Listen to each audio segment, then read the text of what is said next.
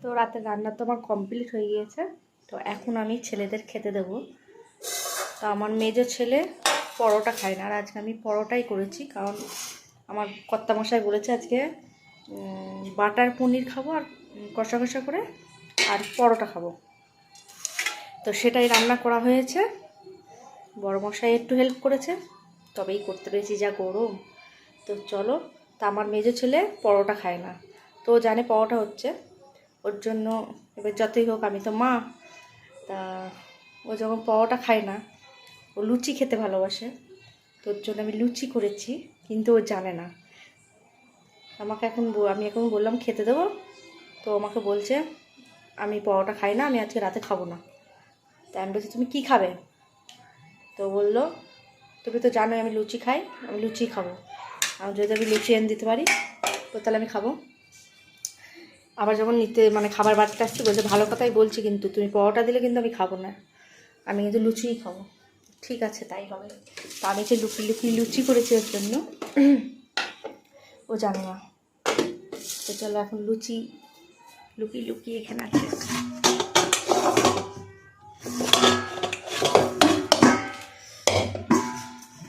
আজকে রাতের মেনু আমাদের বাটার পনির।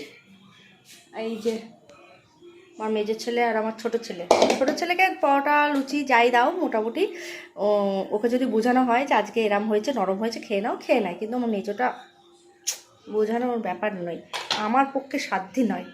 আর এই যে পরোটা হয়েছে আমাদের জন্য। তো এখন ওকে লুচি দেবো, তো রিয়াকশানটা দেখো, তোমাদের সঙ্গে শেয়ার করবো। দাঁড়াও, যে আমি বেড়েছি, তো চলো রিয়াকশানটা দেখাই।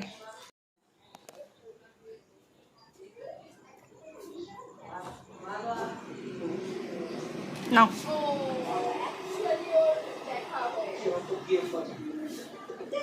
আজকে খেয়ে নাও প্লিজ। কি আনন্দ, হাসি কেন দেখা। কোথা থেকে আসলাম? তো পরোটা করেছি। হ্যাঁ কি কি গো, আমার আনন্দ হচ্ছে তো? আনন্দ হচ্ছে কি?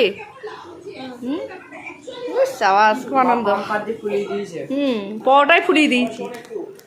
তো আমার মেজর ছেলে আমার প্রচুর কেয়ার করে, দেখা যাচ্ছে আমাকে চুলে তেল দিয়া, মাথা টিপে দিয়া, পা টিপে দিয়া, পায়ে মলম দিয়া, সারা গায়ে মলম দিয়ে দেয়, যেখানে ব্যথা হয়েছে কেটে গিয়েছে।